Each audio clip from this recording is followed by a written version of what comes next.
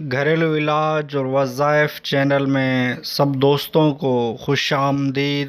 جس نے میرا چینل سبسکرائب نہیں کیا تو سبسکرائب کر لے اور بیل کے بٹن کو بھی دبا لے تاکہ آپ کو بسم اللہ الرحمن الرحیم۔ السلام علیکم ورحمۃ اللہ وبرکاتہ۔ گھریلو علاج اور وظائف چینل میں سب دوستوں کو خوش آمدید۔ آج انشاءاللہ ایک ایسا عمل بتایا جائے گا، اتوار کے دن کا خاص عمل۔ اتوار کے دن کا خاص عمل بتایا جائے گا۔ آپ ویڈیو کو اول تا آخر دیکھیے کہ یہ ایسا عمل ہے جو حاجتوں کو پورا کرنے والا ہے، تو آپ ویڈیو کو اول تا دیکھیے، انشاءاللہ آپ بھی اس سے فائدہ اٹھائیں گے۔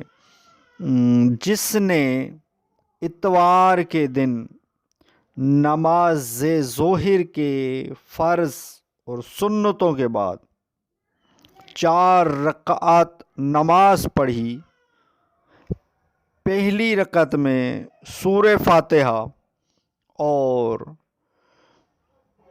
سورہ تنزیل السجدہ پڑھی اور دوسری میں سورہ فاتحہ اور سورہ ملک پڑھی، پھر تشہد پڑھ کر سلام پھیرا، پھر آخری 2 رکعت پڑھنے کے لیے کھڑا ہو گیا اور ان میں سورہ فاتحہ اور سورہ جمعہ کی تلاوت کی اور اللہ پاک سے اپنی حاجت طلب کی، تو اللہ پاک کے ذمہ کرم پر ہے کہ اس کی حاجت پوری فرما دے۔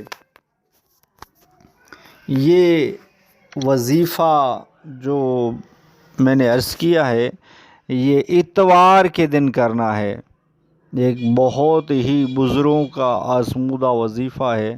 آپ نے نماز ظہر کے بعد فرض و سنت پڑھنے کے بعد 4 رکعت نفل نماز سے پڑھنے ہیں، 2 کر کے۔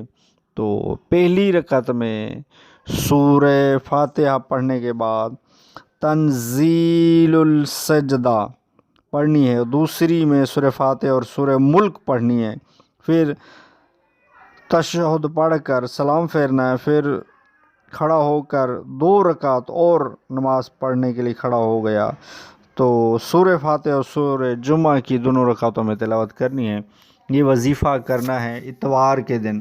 اس کے بعد یہ نماز پڑھنے کے بعد اللہ پاک کے حضور بیٹھ کر خشوع و خضوع کے ساتھ گڑ گڑا کر دعا مانگے، انشاءاللہ ہر حاجت پوری ہوگی۔ جس حاجت کے لیے جائز حاجت ہو اس کے لیے دعا مانگے، انشاءاللہ آپ کی حاجت ضرور پوری ہوگی۔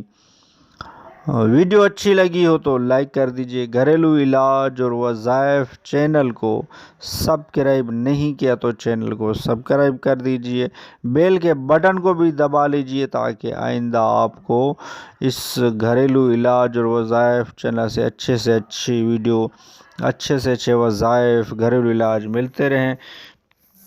نیکسٹ ویڈیو میں ملتے ہیں۔ خدا حافظ۔